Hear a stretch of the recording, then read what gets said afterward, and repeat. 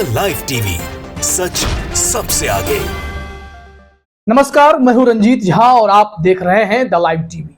क्या महाराष्ट्र की सियासत फिर से करवट लेने वाली है?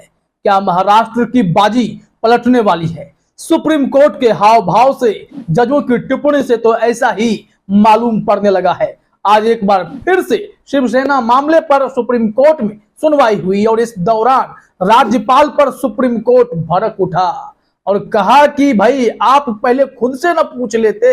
सुप्रीम कोर्ट के चीफ जस्टिस ने राज्यपाल पर निशाना साधते हुए कहा कि उन्हें विश्वास मत नहीं बुलाना चाहिए था। राज्यपाल ने कैसे अंदाजा लगा लिया कि आगे क्या होने वाला है? उनकी इस टिप्पणी की अब अलग अलग व्याख्या विवेचना हो रही है। सबसे पहले आप अपने स्क्रीन पर जरा न्यूज 18 की यह खबर देखिए। हेडलाइन में ही बहुत बड़ी बात कही गई है। शिवसेना विवाद सही नहीं किया, आपको कैसे पता आगे क्या होगा? लोकतंत्र के लिए दुखद है, राज्यपाल पर भड़का सुप्रीम कोर्ट। यह टिप्पणी बेहद महत्वपूर्ण है कि आप कैसे जानते थे कि अगला कदम क्या होगा? क्या किसी के इशारे पर राज्यपाल महोदय काम कर रहे थे उस वक्त? यानी तत्काल राज्यपाल जो थे कोश्यारी साहब, उनको लेकर सुप्रीम कोर्ट की यह टिप्पणी बता रही है कि महाराष्ट्र की सियासत में कितना बड़ा खेल हुआ था। और अगर सुप्रीम कोर्ट ने ठोस निर्णय लिया तो हो सकता है कि शिंदे गुट को करारा झटका लगे, बीजेपी को बहुत टेंशन हो जाए।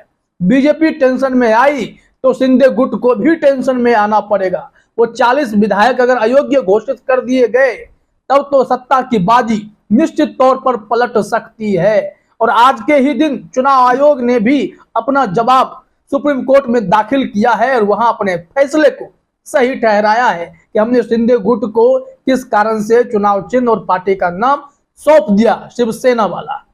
इस पर चर्चा हम आगे करेंगे, लेकिन अभी जो राज्यपाल पर टिप्पणी हुई उसको लेकर जरा अपने स्क्रीन पर न्यूज 18 की खबर को थोड़ा आगे देखिए। क्या कुछ कहा गया है सुप्रीम कोर्ट के द्वारा।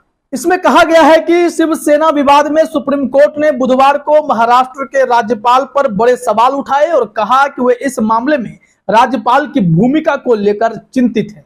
5 जजों की संविधान पीठ ने कहा राज्यपाल को इस क्षेत्र में प्रवेश नहीं करना चाहिए जहां उनकी कार्रवाई से एक विशेष परिणाम निकलेगा।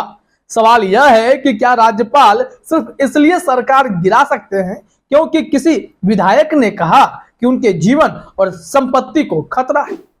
राज्यपाल का अधिकार क्षेत्र कहां तक है, कार्य क्षेत्र कहां तक है, कहां तक उनकी दखल अंदाजी हो सकती है? इस पर सुप्रीम कोर्ट में पहले भी बहस हो रखी है और अब सुप्रीम कोर्ट के chief justice of India DY Chandrachud साहब ने जो टिप्पणी की वो बेहद ही गंभीर टिप्पणी है कि राज्यपाल ने अपनी भूमिका का सही से निर्वहन नहीं किया। महाराष्ट्र में कहीं ना कहीं वो दबाव में दिख रहे थे या फिर किसी के इशारे पर उन्होंने विश्वास मत बुला लिया।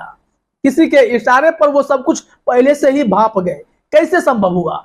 इस टिप्पणी के बाद महाराष्ट्र की सियासत में एक बार फिर से सुगबुगाहट हुई है। क्या उद्धव ठाकरे के लिए यहां पर कुछ संजीवनी है क्या? आगे इसमें जानकारी दी गई है कि शीर्ष न्यायालय ने कहा क्या विश्वास मत बुलाने के लिए कोई संवैधानिक संकट था? सरकार को गिराने में राज्यपाल स्वेच्छा से सहयोगी नहीं हो सकते। लोकतंत्र में यह एक दुखद तस्वीर है। सुरक्षा के लिए खतरा विश्वास मत का आधार नहीं हो सकता। प्रधान न्यायाधीश CJI DY चंद्रचूड़ ने राज्यपाल से कहा कि उन्हें इस तरह विश्वास मत नहीं बुलाना चाहिए था। CJI ने कहा उनको खुद ये पूछना चाहिए था कि 3 साल की सुखद शादी के बाद क्या हुआ? राज्यपाल ने कैसे अंदाजा लगाया कि आगे क्या होने वाला है? देखिए कितनी महत्वपूर्ण टिप्पणी है। राज्यपाल की भूमिका यहाँ सवालों के घेरे में है और बार बार उद्धव ठाकरे के गुट ने इस मामले पर ही टिप्पणी की थी कि राज्यपाल की भूमिका, चुनाव आयोग की भूमिका दोनों संदेह के घेरे में है।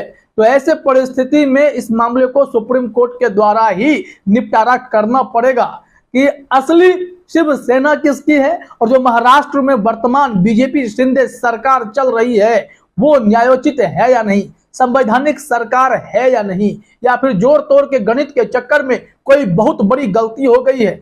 इसको लेकर सुप्रीम कोर्ट बहुत जल्द बड़ा फैसला लेने वाला है। महाराष्ट्र के राज्यपाल पर सुप्रीम कोर्ट की टिप्पणी को और भी आसान तरीके से समझना चाहते हैं तो जरा अपने स्क्रीन पर अमर उजाला की यह खबर देखिए, उसमें जो स्टेटमेंट दी गई है बेहद ही महत्वपूर्ण है। इसमें कहा गया है, क्या यह राज्यपाल के लिए शक्ति परीक्षण के लिए बुलाने के लिए पर्याप्त आधार हो सकता है? वो इस मामले में राज्यपाल की भूमिका को लेकर चिंतित हैं। पीठ ने कहा कि किसी भी राज्यपाल को इस क्षेत्र में प्रवेश नहीं करना चाहिए जहां उनकी कार्रवाई से एक विशेष परिणाम निकलेगा। इससे लोग सत्तारूढ़ पार्टी को धोखा देना शुरू कर देंगे और राज्यपाल सत्ताधारी पार्टी को खत्म कर देंगे। यह लोकतंत्र के लिए एक दुखद तमाशा होगा। यह गंभीर टिप्पणी है, इसके आगे भी जरूरी है जानना, क्योंकि जब तुषार मेहता शिंदे जी की तरफ से अपना पक्ष रख रहे थे, उसी पर सुप्रीम कोर्ट की यह टिप्पणी आई और उसमें जो कहा गया कि राज्यपाल के पास शिवसेना के 34 विधायकों द्वारा हस्ताक्षरित एक पत्र, निर्दलीय सांसदों का एक पत्र सहित कई ऐसी सामग्रियां थी जिसने उद्धव ठाकरे सरकार को विश्वास मत साबित करने का आदेश देने के लिए प्रेरित किया था। अब इसी पत्र पर खुद तुषार मेहता और शिंदे की सरकार, उनके विधायक घिरते हुए नजर आए। इसमें कहा गया, इस पीठ में जो अन्य जज थे, justice M R. Shah, Krishna Murari, Hema Kohli, P S. Narasimha, उन्होंने कहा कि विपक्ष के नेता का एक पत्र इस मामले में मायने नहीं रखता, क्योंकि वह हमेशा लिखता रहेगा कि सरकार ने बहुमत खो दिया है या विधायक खुश नहीं है।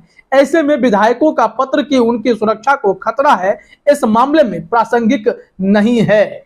साफ तौर पर यहां सरकार घिरती हुई नजर आ रही है। लेकिन इस बीच चुनाव आयोग ने भी अपना हलफनामा जवाब सुप्रीम कोर्ट में दाखिल किया है कि किस आधार पर चुनाव आयोग ने शिंदे गुट को शिवसेना का पार्टी नाम और चुनाव चिन्ह दे दिया है। जरा इस मामले में आप एबीपी न्यूज की यह खबर अपने स्क्रीन पर देखिए। हेडलाइन में ही है, शिवसेना सिंबल रो, एकनाथ शिंदे गुट को शिवसेना का चिन्ह देने के मामले में ईसी ने सुप्रीम कोर्ट में दाखिल किया जवाब, कहा सही था फैसला। इस मामले में एबीपी न्यूज ने लिखा है कि शिवसेना के 2 गुट होने के बाद इसके चुनाव चिन्ह को लेकर विवाद पर चुनाव आयोग ने सुप्रीम कोर्ट में जवाब दाखिल कर दिया है। चुनाव आयोग ने शिंदे खेमे को चुनाव चिन्ह आवंटित करने के अपने फैसले को सही ठहराया और कहा कि यह एक तर्कसंगत आदेश था और इसमें उद्धव खेमे के उठाए गए सभी मुद्दे शामिल हैं।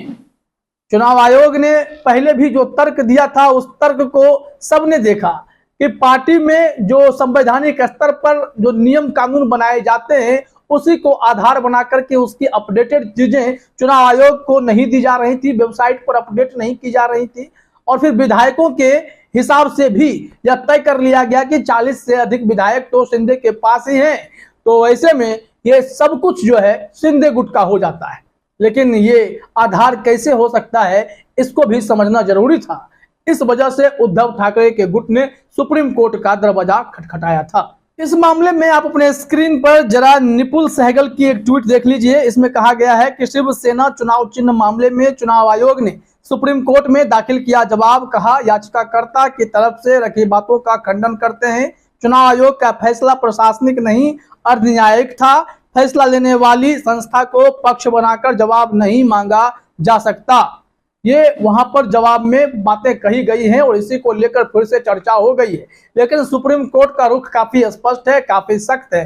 हो सकता है कि इसमें कोई बड़ा फैसला अगर आ जाए तो उद्धव ठाकरे गुट के लिए संभावनाएं बढ़ जाएंगी और शिंदे गुट की नींदें छिन सकती हैं। फिलहाल इस वीडियो में इतना ही। आप सभी का हमसे जुड़ने के लिए बहुत बहुत धन्यवाद। द लाइव टीवी, सच सबसे आगे।